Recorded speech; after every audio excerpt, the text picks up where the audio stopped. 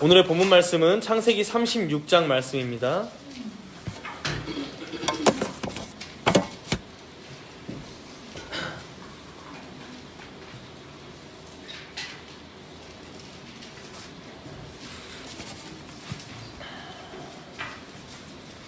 창세기 36장 전체가 본문 말씀인데 1절에서 14절까지만 제가 봉독하도록 하겠습니다. 1절에서 14절 봉독합니다. 에서 곧 에돔의 족보는 이러하니라. 에서가 가나안 여인 중 헷 족속 엘론의 딸 아다와 히위 족속 시본의 딸인 아나의 딸 오홀리바마를 자기 아내로 맞이하고 또 이스마엘의 딸 느바요의 누이 바스맛을 맞이하였더니 아다는 엘리바스를 에서에게서 낳았고 바스맛은 루우엘을 낳았고 오홀리바마는 여우수와 얄람과 고라를 낳았으니 이들은 에서의 아들들이요 가나안 땅에서 그에게 태어난 자들이더라. 에서가 자기 아내들과 자기 자녀들과 자기 집의 모든 사람과 자기의 가축과 자기의 모든 짐승과 자기가 가나안 땅에서 모은 모든 재물을 이끌고 그의 동생 야곱을 떠나 다른 곳으로 갔으니 두 사람의 소유가 풍부하여 함께 거주할 수 없음이로라. 그들이 거주하는 땅이 그들의 가축으로 말미암아 그들을 용납할 수 없었더라. 이에 에서 곧 에돔이 세일산에 거주하니라. 세일산에 있는 에돔 족속의 조상 에서의 족보는 이러하고 그 자손의 이름은 이러하니라. 에서의 아내 아다의 아들은 엘리바스요 에서의 아내 바스맛의 아들은 루우엘이며 엘리바스의 아들들은 대만과 오말과 스보와 가담과 그나스요 에서의 아들 엘리바스의 첩 딥나는 아말렉을 엘리바스에게 낳았으니 이들은 에서의 아내 아다의 자손이며 르우엘의 아들들은 나핫과 세라와 삼마와 미사니 이들은 에서의 아내 바스맛의 자손이며 시본의 손녀 아나의 딸 에서의 아내 오홀리바마의 아들들은 이러하니 그가 여우수와 얄람과 고라를 에서에게 낳았더라. 아멘. 오늘은 에서 곧 에돔의 족보라는 제목으로 함께 말씀을 나누고자 합니다. 오늘 본문 잠시 또 함께 읽었지만 야곱의 쌍둥이 형제 에서의 족보가 쭉 기록되어 있습니다. 가끔 성경에 보면 이런 족보들이 나오죠. 근데 좀 당황스럽습니다. 누가 누구를 낳고 누가 누구를 낳고 이렇게 계속 이어지는 족보가 과연 우리에게 어떤 의미가 있을까 싶죠. 더군다나 오늘 창세기 36장 에서의 족보는 그 중에서도 유난히 긴 편에 속합니다. 창세기 전체에서 봐도 이 36장이 가장 긴 장들 중에 하나라고 하기 때문에 과연 여기에 어떤 의미가 있을까 더 의아하죠. 그런데 의외로 창세기 전체 말씀을 살펴보면요. 이 족보, 계보, 히브리어로는 이걸 톨레돗이라고 합니다. 여러분들 기억하시면 좋아요. 족보, 계보, 톨레돗. 이 톨레돗이 창세기 말씀 전체를 지탱하는 10개의 중심축인 것을 우리가 알 수 있습니다. 오늘 본문 1절을 보면 어떻게 시작합니까? 에서, 곧 에돔의 족보는 이러하니라 하고 이제 36장 전체가 에서의 족보로 쭉 이어집니다. 그리고 여러분 한 장 뒤로 가서 한번 눈을 뒤로 한번 가볼게요. 37장 2절도 한번 보세요. 37장 2절에 어떻게 시작하고 있어요? 야곱의 족보는 이러하니라. 그리고 뒤에 쭉 이어지는 게 야곱의 후손들의 얘기가 이어지는 겁니다. 야곱의 12아들들. 그래서 뭐 요셉이 꿈을 꾸게 된다거나 형들이 그걸 시기해서 애굽으로 노예로 팔아버린다든가 혹은 38장에서는 야곱의 넷째 아들인 유다의 얘기가 나온다던가 이렇게 야곱의 족보, 야곱의 12아들들의 얘기가 이제 50장까지 쭉 이어지는 거예요. 창세기는 이렇게 매번 중요한 어떤 시점마다 어떤 전환점마다 이 계보, 이 톨레돗을 중심으로 얘기를 계속해서 풀어나갑니다. 그래서 창세기 2장에 보면 하늘과 땅의 계보라 하면서 에덴 동산 얘기를 하기 시작하는 거예요. 하늘과 땅의 계보라 하면서 에덴 동산 얘기를. 그리고 5장에 가면 아담의 계보 얘기가 나오면서 그 이후에 이어지는 에녹과 노아까지 얘기를 하는 거고요. 그리고 노아의 계보, 셈의 계보, 데라의 계보, 아브라함의 계보, 이삭의 계보, 그리고 오늘 본문에 36장에서 에서의 계보, 그리고 37장의 야곱의 계보, 이게 50장까지 이어지는 겁니다.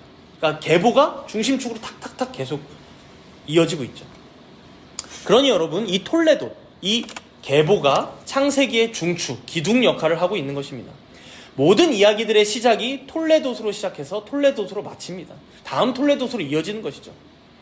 그럼 이런 의미에서 오늘 에서의 계보는 과연 우리에게 어떤 교훈을 주시려고, 어떤 역할로 여기에 기록된 걸까요? 성경 전체의 맥락을 보면 말라기 선지자가 이미 말했던 것이고, 이제 바울 사도가 이후에 그걸 인용하면서 얘기하는데 뭐라고 얘기합니까? 그러니까 여기서 내가는 하나님이죠. 하나님께서 에서는 미워하고 야곱은 사랑하였더라. 너무나 명확해요. 에서는 미워하는 자의 대표예요. 어머니 리브가가 들은 말도 이와 비슷했죠. 큰 자가 어린 자를 섬기리라. 큰 자가 어린 자를 섬기리라. 이게 우리가 참 난감한 부분인데, 결국 에서와 야곱은 항상 비교될 수밖에 없고 대조될 수밖에 없습니다. 이게 단지 야곱이 뛰어나고 에서가 못나서가 아니라 우리는 다 알 수 없는 하나님의 기쁘신 뜻 가운데 그가 한 인생은 사랑하시고, 즉 한 인생은 택하시고 선택하시고, 어떤 한 인생은 내버려 두셨다는, 선택하지 않으셨다는, 그러니까 유기하셨다는 이 선택과 유기의 신비 앞에 우리는 마주하게 된다는 것이죠. 우리가 이러한 관점에서 오늘 본문도 좀 더 깊이 들여다보면 좋을 것 같아요. 단순히 에서는 유기된 자야, 하나님께서 미워하셨고 버림받은 자이니까, 그러니까 쉽게 말하자면 불신자들이죠. 불신자로 살아가다 불신자로 죽을 사람이니까 우리가 이 에서의 인생에 대해서 뭐 알 필요가 있겠어? 그렇죠? 그리고 이제 넘어가는 그러한 태도가 아니라, 여러분 세상에도 얼마나 많은 불신자들이 있습니까? 더군다나 막상 그들과 신자들을 비교하면 여러분 단순히 그들이 신자들보다 더 못하다거나 어리석다거나 가지지 못했다거나 이런 게 아니거든요. 그렇다면 과연 그들을 향한 하나님의 뜻과 계획은 무엇인지, 또 그들과 대조되어서 살아가는 신자인 우리들이 오늘의 말씀을 통해 얻을 교훈은 무엇이 있을지 우리가 살펴봐야 한다는 것이죠. 우리가 오늘은 이런 관점을 가지고, 비록 에서의 후손들 얘기가 장황하게 늘어져 있긴 하지만 이제 최대한 간단하게 정리하고 정돈하면서 이 내용을 파악하고 또 교훈을 얻으면 좋겠습니다. 먼저 오늘 본문을 보시면 우리가 흔히 가지게 되는 오해를 불식시켜 줍니다.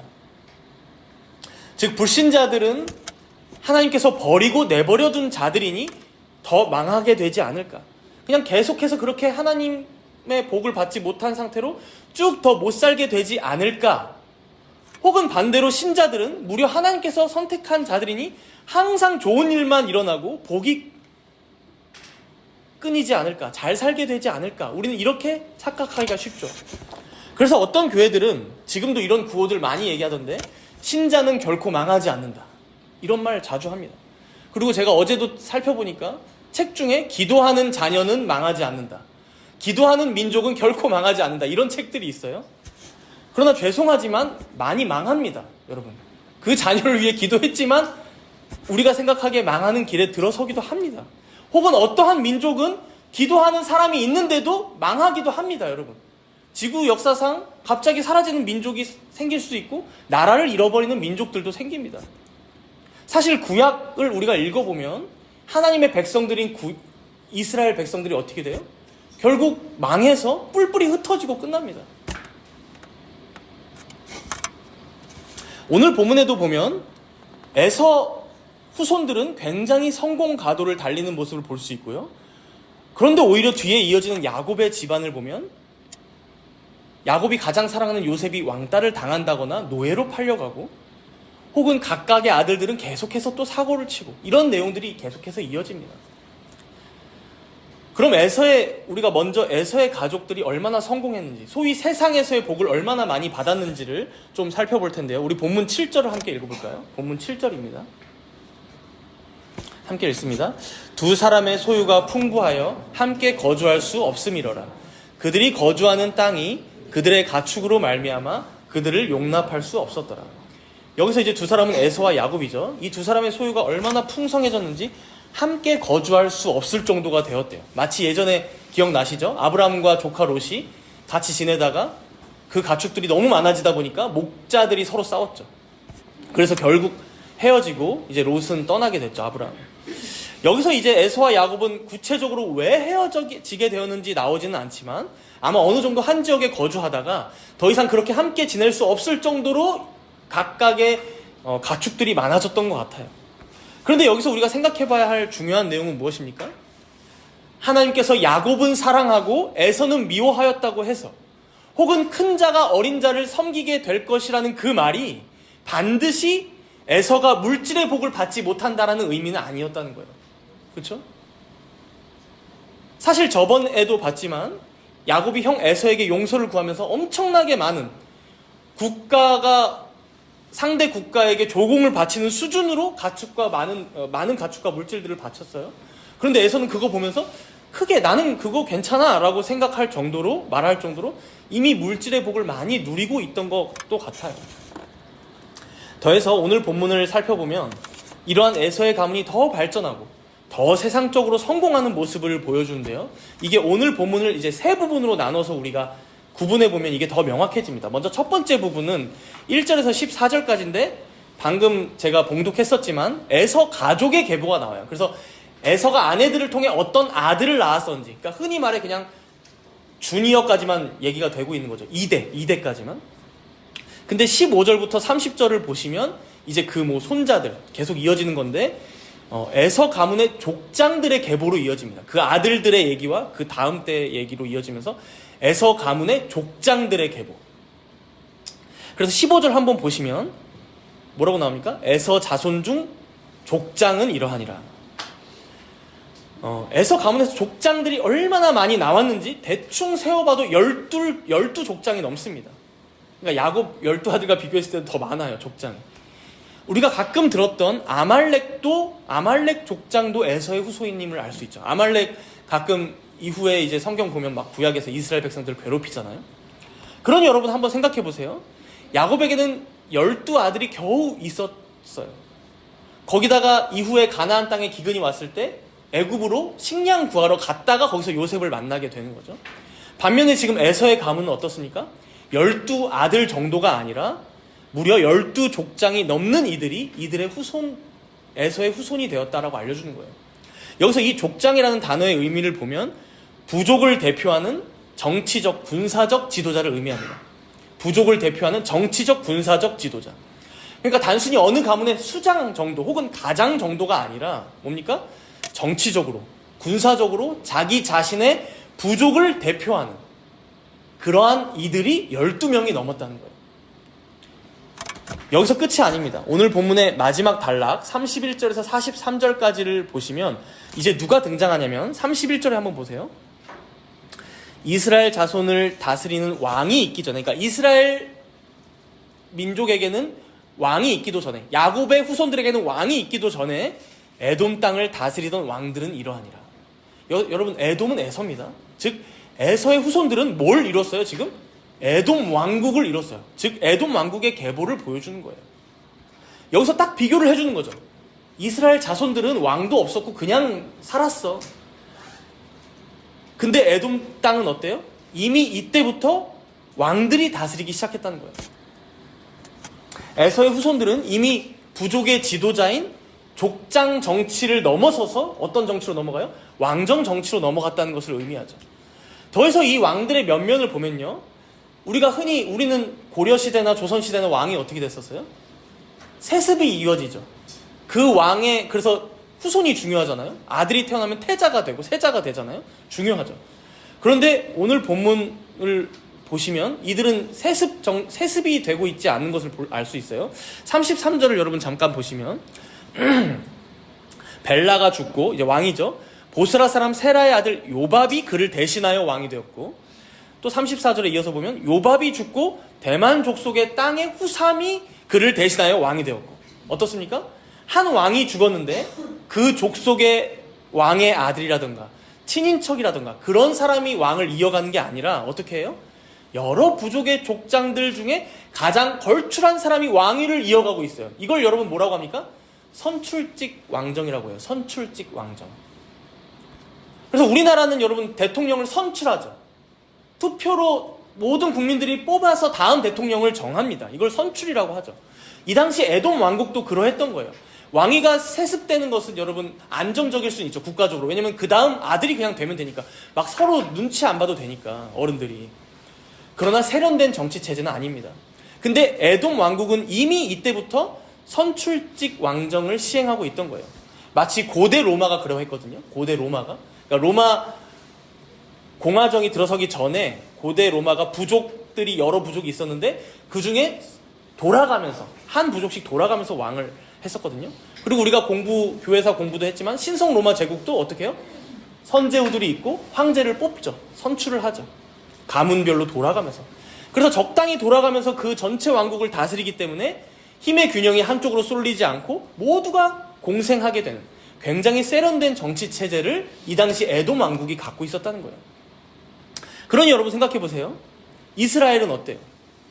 아직도 왕이 없던 시절입니다. 그런데 이때 에돔 왕국은 무려 선출식 왕정을 시행하고 있던 거예요.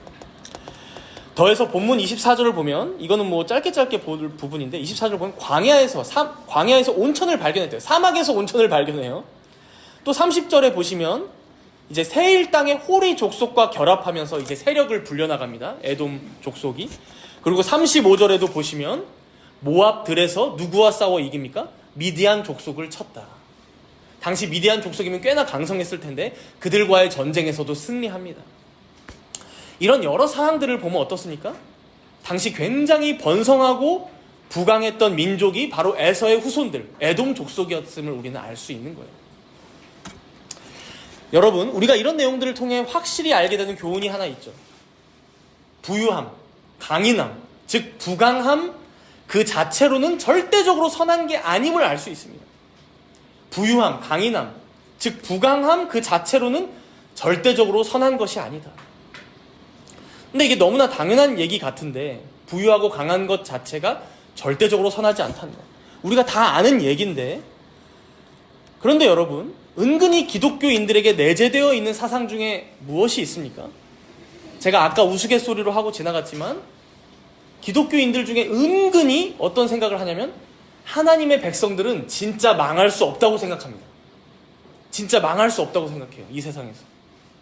아픈 것도 남들보다 더 빨리 나을 거라고 믿고 살아가요. 혹은 어떤 문제가 있어도 신자는 반드시 그게 해결될 거라고 생각하며 살아가요. 그리고 이 생각을 이제 우리가 좀 더 진전시켜보면 결국 가난한 것은 하나님께 복을 받지 못한 거 아니야? 부유한 것이야말로 하나님께 복을 받은 거 아니야? 라고 생각한다는 거예요. 이러한 이분법에 빠지는 거죠. 물론 돈, 물질, 명예, 성공, 이 모든 것들의 주인은 하나님이십니다. 그러나 여러분, 세상에서 그러한 것들을 소유하고 있다고 해서 그것이 절대적으로 선한 것이냐, 무조건 하나님께서 복을 주신 것이냐라고 우리가 말할 수 있냐라는 것이죠. 좀 더 이 논의를 우리가 이해하려면 막스 베버라는 사람을 좀 알 필요가 있습니다. 막스 베버라는 사람이 뭐 철학자, 경제학자, 뭐 사회학자라고 불리는데 프로테스탄트 윤리와 자본주의 정신이라는 책을 썼습니다. 고전입니다. 이 책은 이제 경제학이나 사회학을 다루면서도 그 안에 칼뱅주의 얘기를 해요. 그리고 예정론도 중요하게 다뤄요. 그러다 보니까 개혁주의 진영에서도 이 책을 아주 즐겨 읽고 좋아합니다. 그런데 안타깝게도 이 책의 내용을 오해하시는 분들이 요즘 많아요. 막스 베버가 얘기한 것은 자본주의 시대가 되면서 직업이 굉장히 다양해졌죠. 그러니까 중세 시대보다는 여러분 직업이 훨씬 다양해졌잖아요. 자본가도 생기고, 그렇죠? 뭐 공장에 노동자도 생기고, 많은 직업들이 생기는데 그 직업적인 소명을 칼뱅주의 예정론에서 찾을 수 있다는 거예요. 직업에 귀천이 있는 게 아니라 그 직업을 하나님께서 주셨으니 어느 직업이든 소중하다. 바로 그 자리에서 근면하고 성실하게 살아가는 것이 중요하다라고 이 막스 베버가 얘기했던 거예요. 그래서 여러 가지 직업을 갖고 살아가는 시민들이 이 예정론 안에서 자신의 직업적인 소명을 가지고 근면 성실하게 일할 수 있다라고 얘기한 것이죠. 이러한 기독교인의 윤리, 즉 겸손함이나 근면함, 또 절약하고 절제하는 이런 윤리적인 태도가 현대의 자본주의에 굉장히 큰 역할을 한다. 쉽게 말해서 그리스도인들이 이 세상에 나가서도 돈을 열심히 벌고 사는 것이 악한 것이 아니라 선한 것임을, 거기서도 하나님의 영광을 드러낼 수 있어라고 이 사람이 알려준 거예요. 그래서 그 이후에 많은 기독교인들은 실제로 그렇지, 하나님께서 나에게 이 직업을 주셨구나.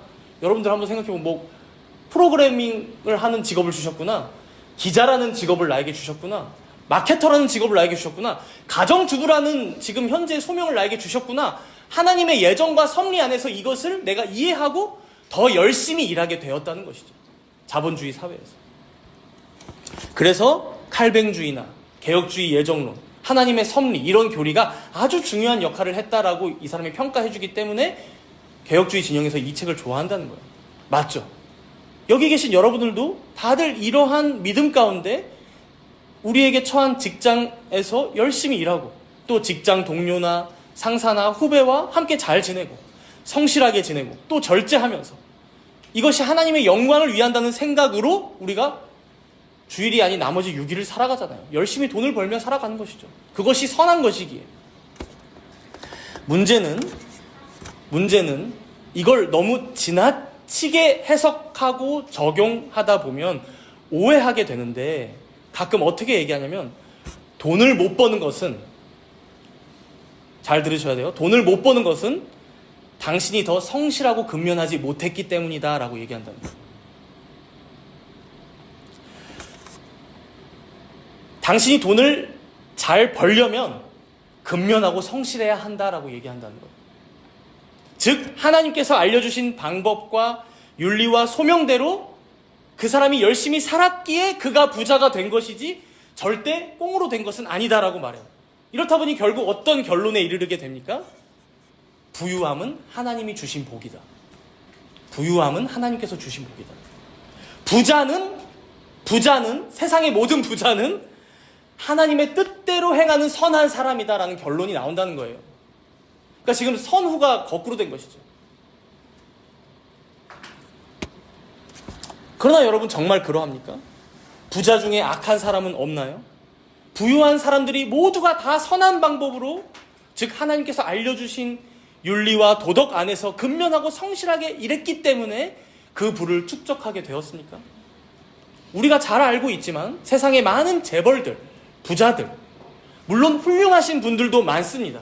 그래서 싸그리 다 재벌들은 잘못됐어요. 이것도 잘못입니다. 이걸 흔히 우리는 극좌파라고 하는데 그것도 잘못되었죠, 당연히.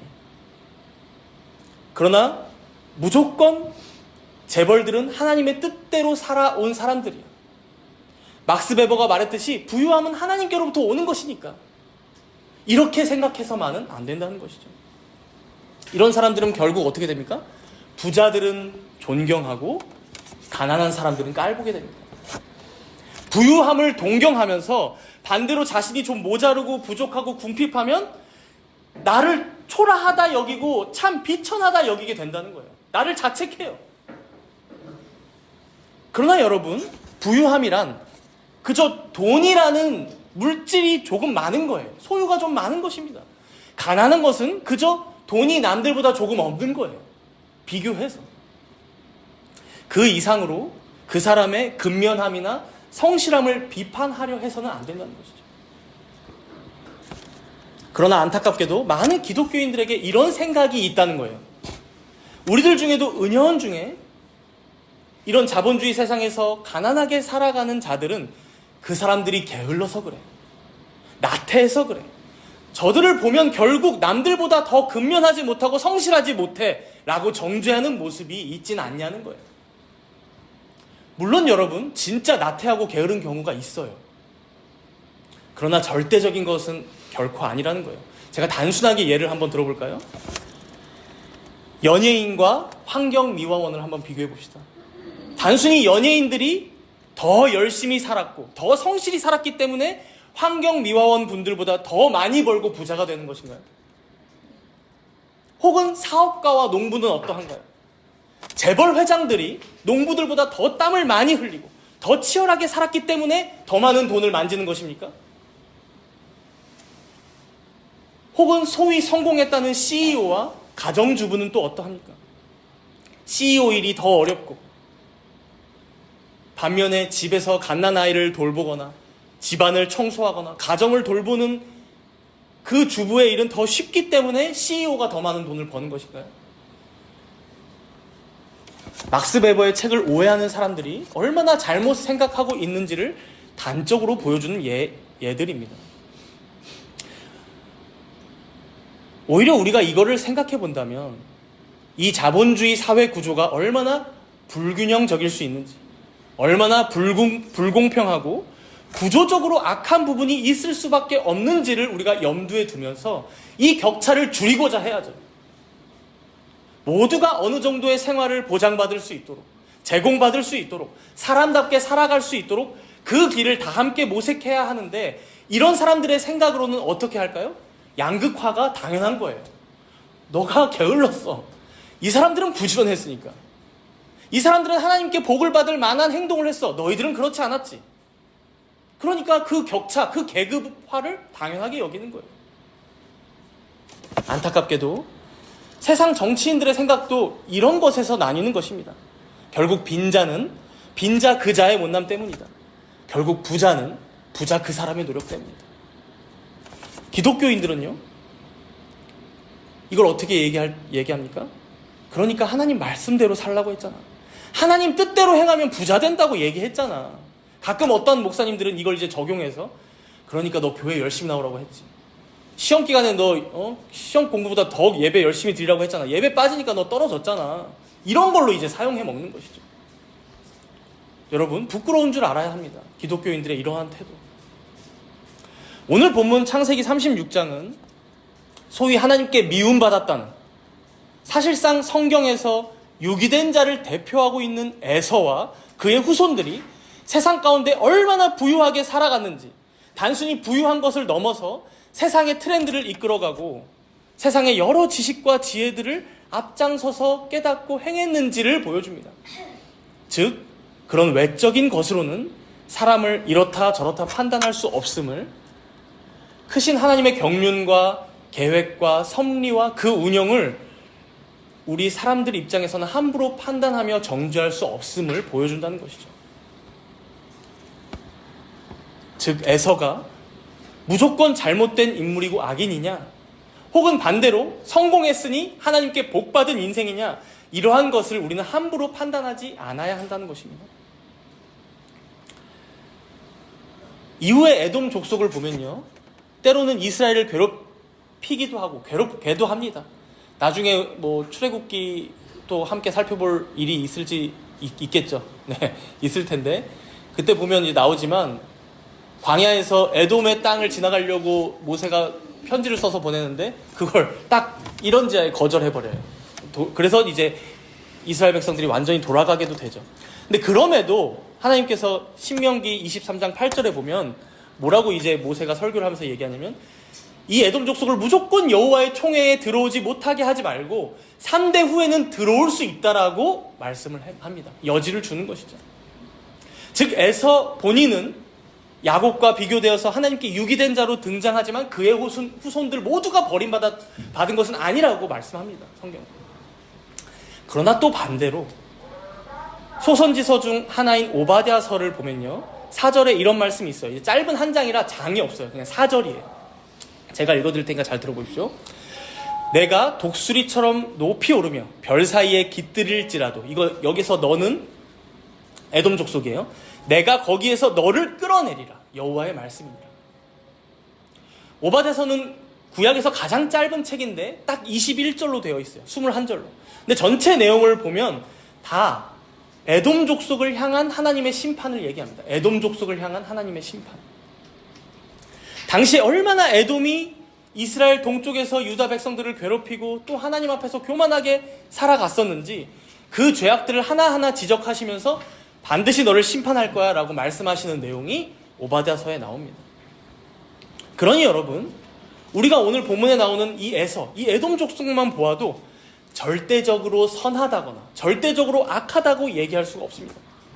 하나님의 뜻은 여러 가지 외적인 조건들보다 훨씬 더 높고 깊고 무한히 크십니다.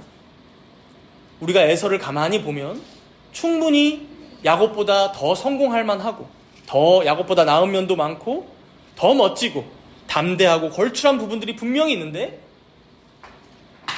야곱은 그렇지 못하니까요. 그럼 우리는 또 거꾸로 어떻게 생각해요? 역시 못난 게 최고다.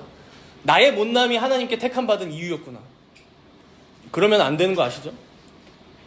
그러한 외적인 것들로 판단하려 하고 세상을 바라보려 하고 섣불리 무언가를 원리화시켜서 정죄하는 것은 잘못된 것임을 우리가 알아야 한다는 것입니다. 그렇다면 이제 반대로 우리가 진정 관심을 갖고 유의하며 살펴야 할 내용은 무엇인지 이걸 본문에서 좀 살펴보고 마치면 좋겠습니다. 지금까지는 어쩌면 에서 가문의 훌륭한 점들만 주목해서 봤다면 이 에서도 하나님께 유기된 자로서 어떤 안 좋은 열매들을 맺었을 거 아니에요? 그걸 우리가 좀 살펴보면 좋을 것 같아요. 우리 본문 6절을 함께 읽어볼까요? 본문 6절입니다. 6절 함께 읽습니다. 에서가 자기 아내들과 자기 자녀들과 자기 집의 모든 사람과 자기의 가축과 자기의 모든 짐승과 자기가 가나안 땅에서 모은 모든 재물을 이끌고 그의 동생 야곱을 떠나 다른 곳으로 갔으니. 어떤 분들은 야곱과 에서가 헤어진 것에 대해서 긍정적으로 이제 살펴봐요. 그래서 이것 자체로는 큰 잘못이 아닐 수 있다. 아브라함이 롯을 떠나서 소돔으로 간 것과는 좀 다른 행보일 수 있다. 뭐 이렇게 해석하기도 하는데요.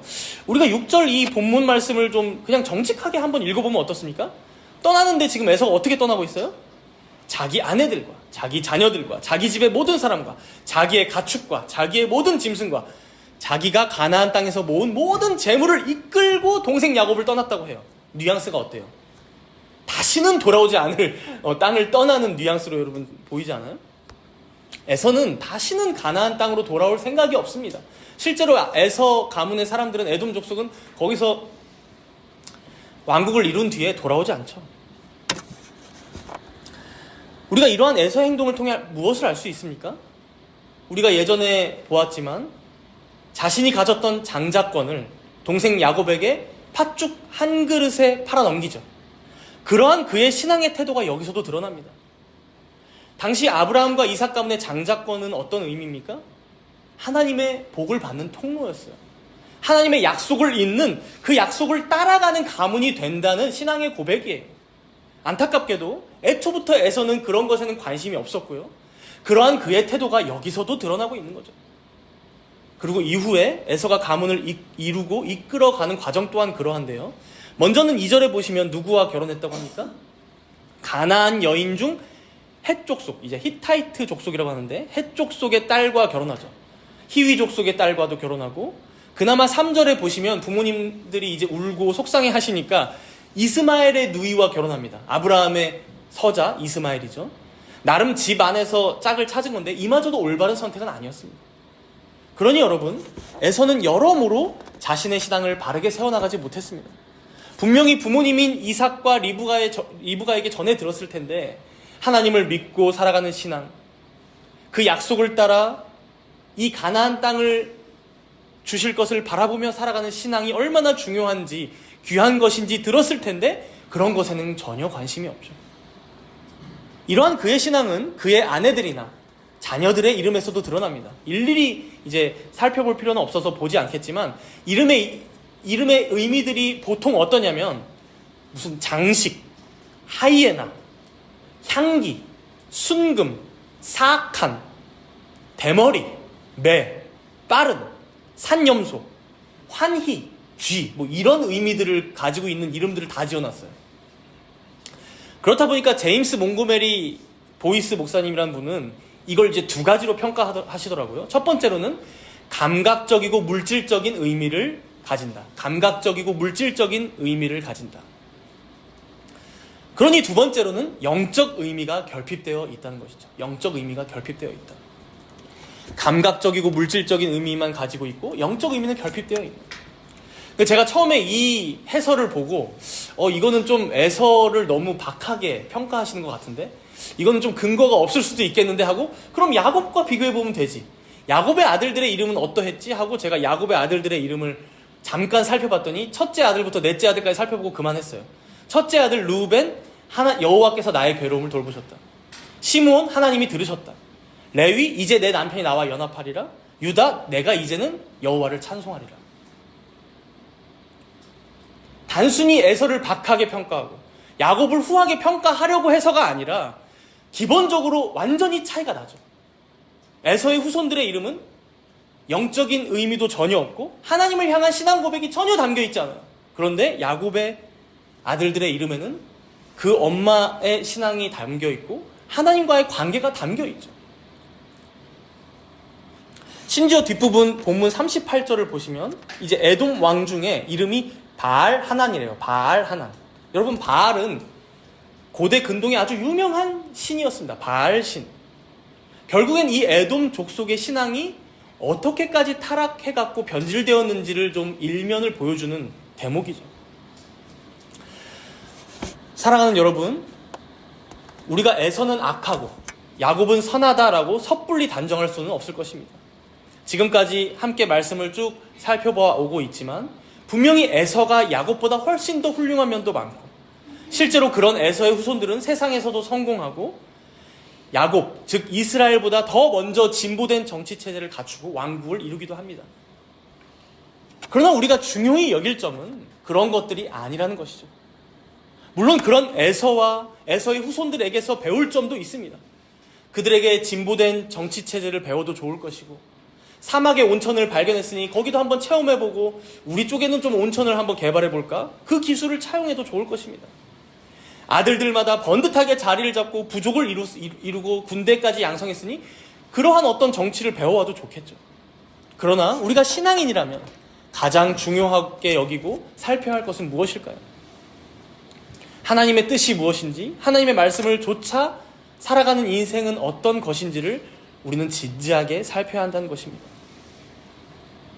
또 어떤 분들은 에서가 가나안에서 떠나고 결국 에돔 왕국이 나중에 심판받는 것을 오바댜서 설교를 하면서, 봐라, 교회를 떠나니까 이렇게 저주를 받지 않냐, 이런 식으로 이제 말씀하시는 분이 계시기도 할 거라고 생각이 드는데요.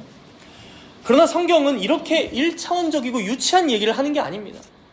내가 어떤 교회에 속하고 그래서 출석하면서 예배를 드리는 것을 포함해서 나의 전 존재가 혹시 에서와 같이 나에게 허락하신 이 장자권을 하찮게 여기고 소홀히 여기며 지내고 있지는 않은지, 그래서 하나님께서 복 주시겠다 말씀하신 그 가나안 땅을 떠나면서도 전혀 거리낌 없이 살아가는 신앙을 갖고 있지는 않은지, 이러한 깊은 내용을 우리가 상고해야 한다는 거예요. 우리 히브리서 12장 말씀을 한번 찾아서 읽어봅시다. 히브리서 12장 말씀 찾아서 읽고 마칠게요. 신약성경 367페이지입니다.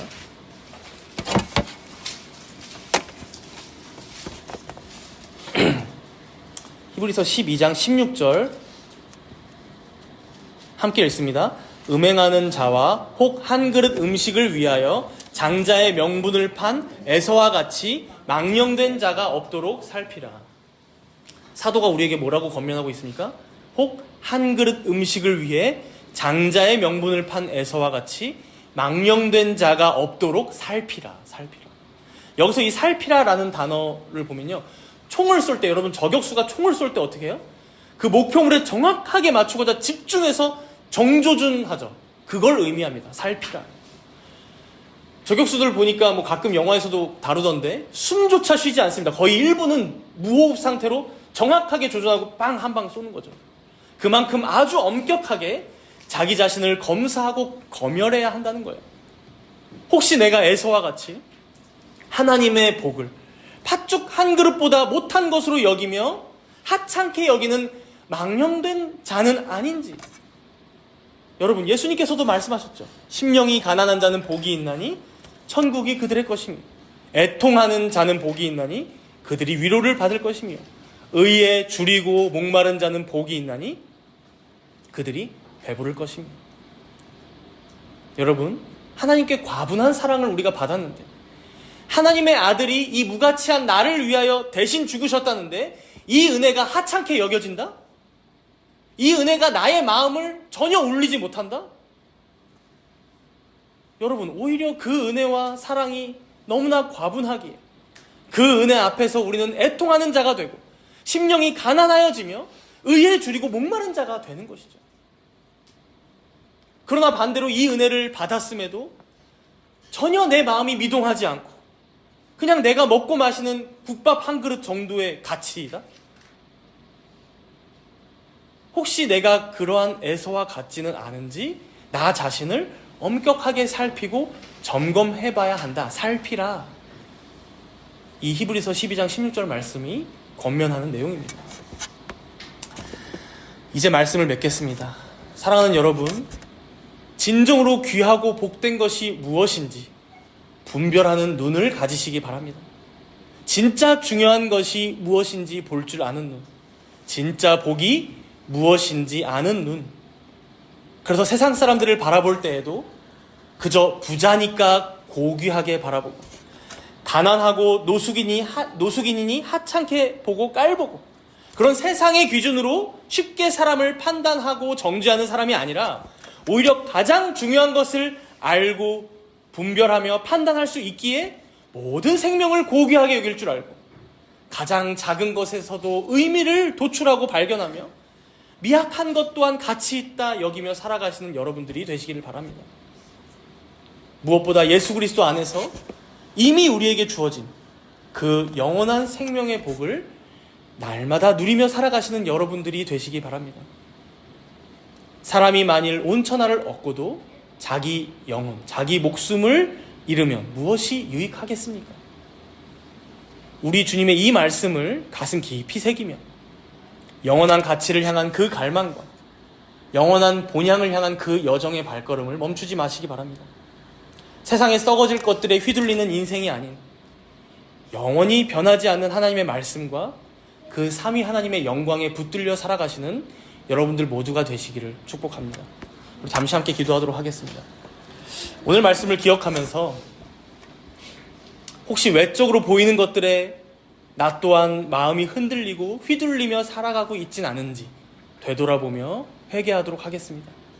부유한 사람들을 보면 나도 모르게 동경하게 되고 비교하며 자족하지 못하고 있지는 않은지, 상대적으로 미천한 나의 처지를 보면서 괜히 주눅들고 마음의 시기심이나 질투심이 올라오지는 않았는지 되돌아보며 회개하도록 하겠습니다.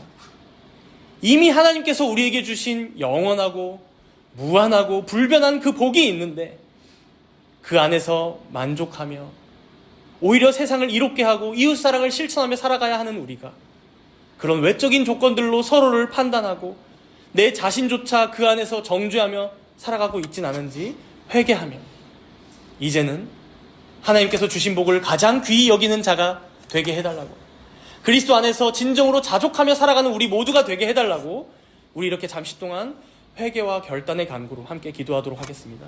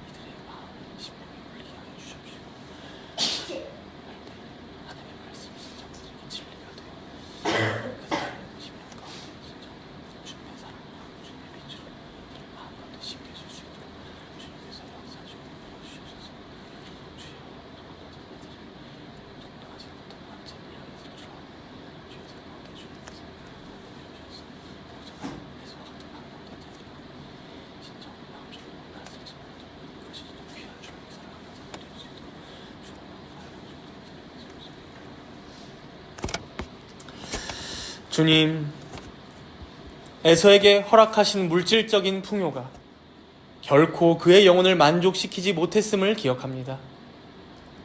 세상의 화려함과 성공에 현혹되어 정작 귀한 영적인 유산을 놓치는 어리석음을 범하지 않도록 우리 모두를 깨우쳐 주시옵소서. 이번 한 주간 살아가는 동안 우리 마음이 세상의 헛된 욕망에 빼앗기지 않도록 붙잡아 주시옵소서. 눈에 보이는 물질적인 풍요와 세상적인 성공을 좇기보다 보이지 않지만 영원한 가치를 사모하며 살아가게 하옵소서. 우리의 삶의 우선순위를 주님께 두고 하나님 나라와 그의 의를 먼저 구하는 지혜와 분별력을 허락하여 주시옵소서.